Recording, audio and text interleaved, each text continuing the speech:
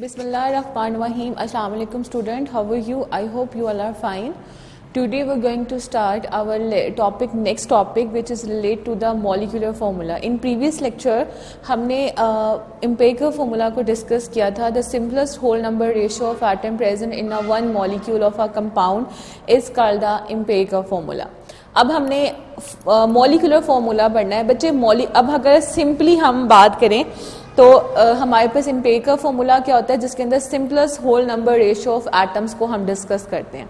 Molecular formula क्या होता है, यहाँ पे मैंने पहली लाइन में मेंशन किया हुआ है द एक्चुअल नंबर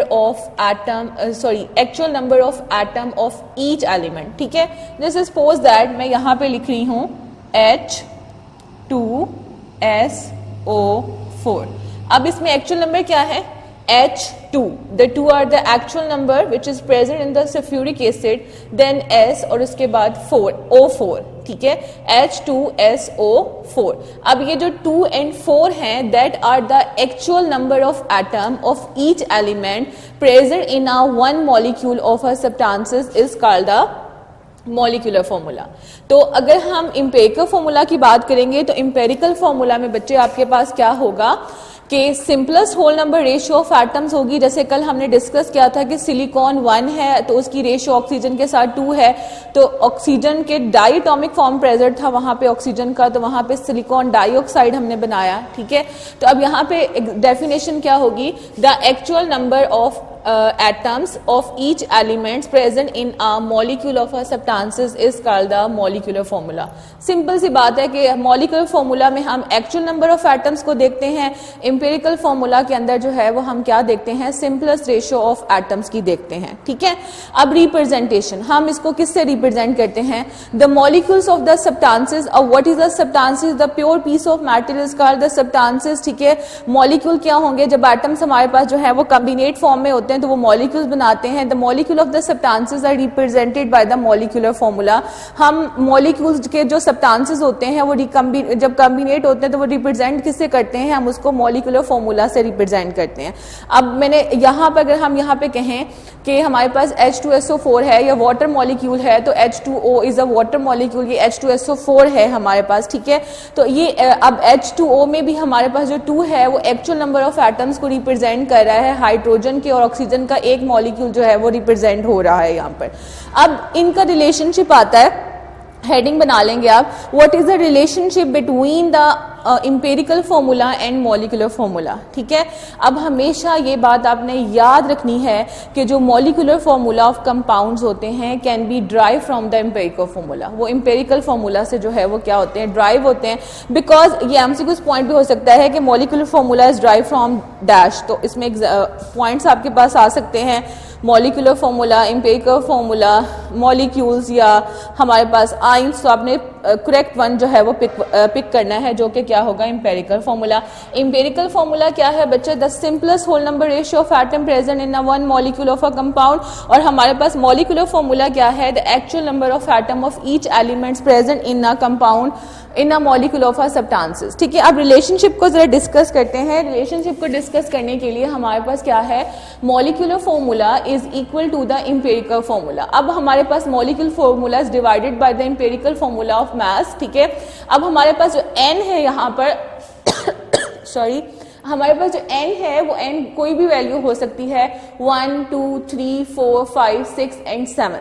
ठीक है, अब यहाँ पे मैंने कुछ इंपॉर्टेंट इंपेरिकल और मॉलिक्यूलर फॉर्मूला लिखे हैं जो आपने एग्जाम्पल के तौर पे भी कैरी कर सकते हैं और आप इसको एमसीक्यूज पॉइंट के लिए भी करेंगे. सबसे पहले मेरे पास जो कंपाउंड का नेम है which is called the hydrogen पर ऑक्साइड और इसका इंपेरिकल फॉर्मूला क्या होता है, HO.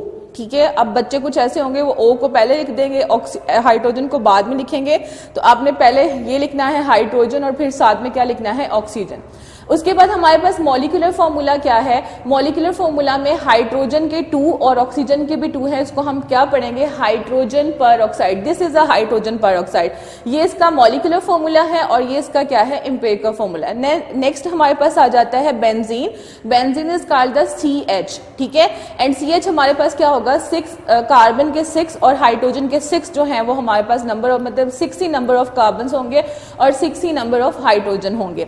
तो फिर हमारे पास पास ये एम्पेरिकल फॉर्मूला ऑफ बेंजीन हो गया और ये मॉलिक्यूलर फॉर्मूला ऑफ बेंजीन हो गया।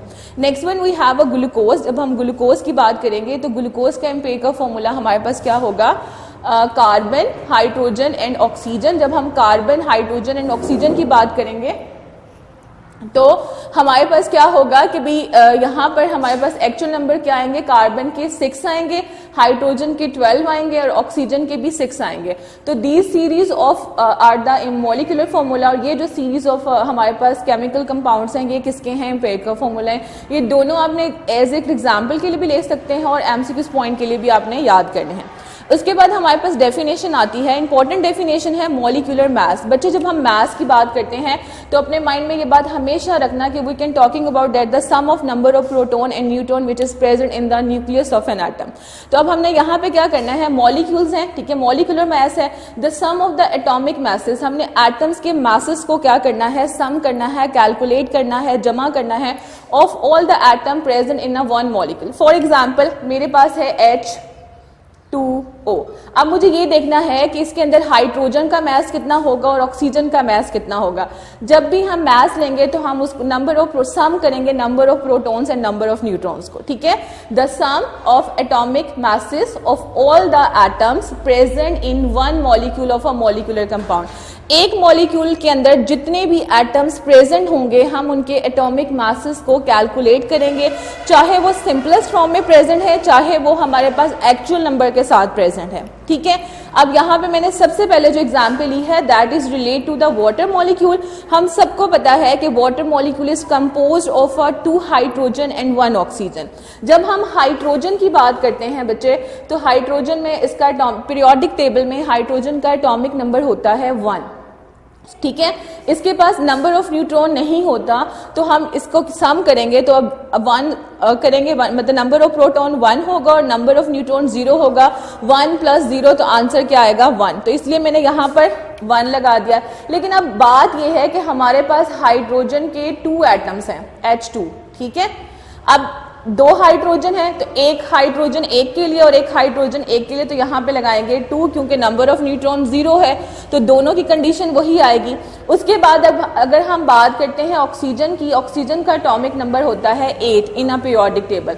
अब हम यहाँ पर करते हैं number of proton and number of neutrons, ठीक है।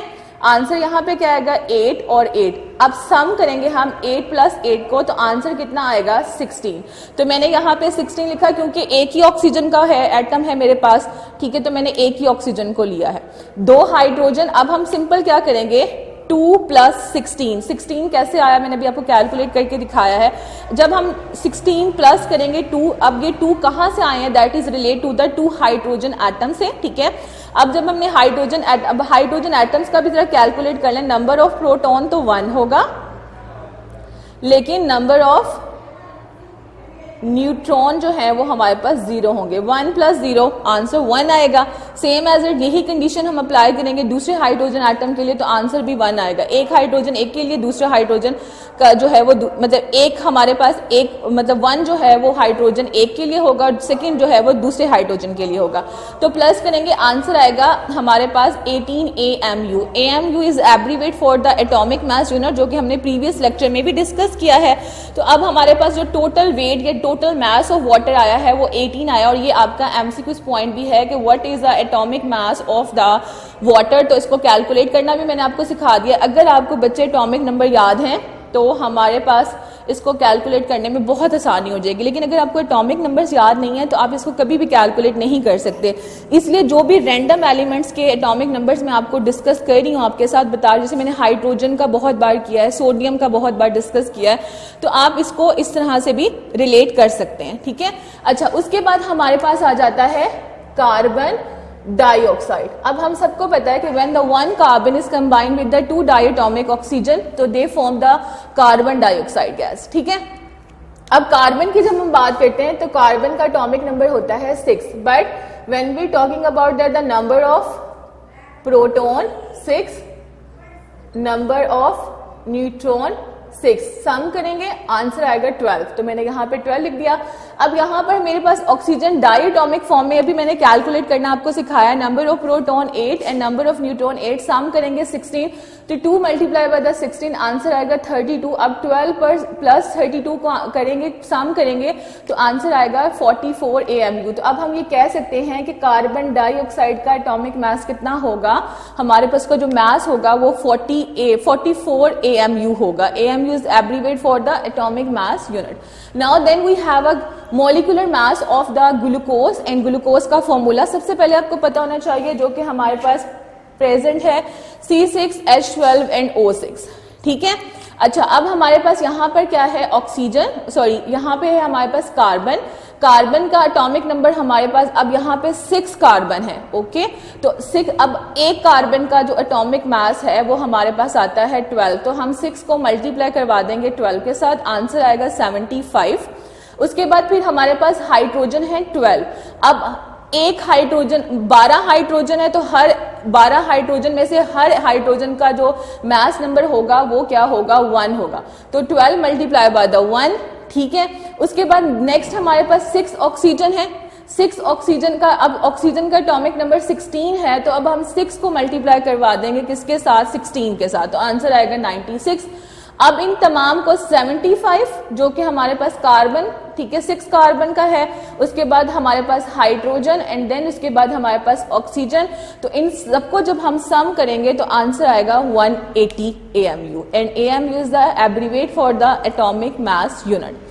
अब ये सारी कैलकुलेशंस जो हैं वो बोर्ड के पेपर में फॉर द MCQs पॉइंट के लिए भी आती हैं, तो आपने इसको कैरी करना है, इस तमाम लेक्चर को आपने अपनी बुक्स पर राइट करना है, और आई होप आपने सारे कॉन्सेप्ट को बहुत अच्छे से अंडरस्टैंड किया होगा। तब तक अपना बहुत सारा ख्याल रखिएगा।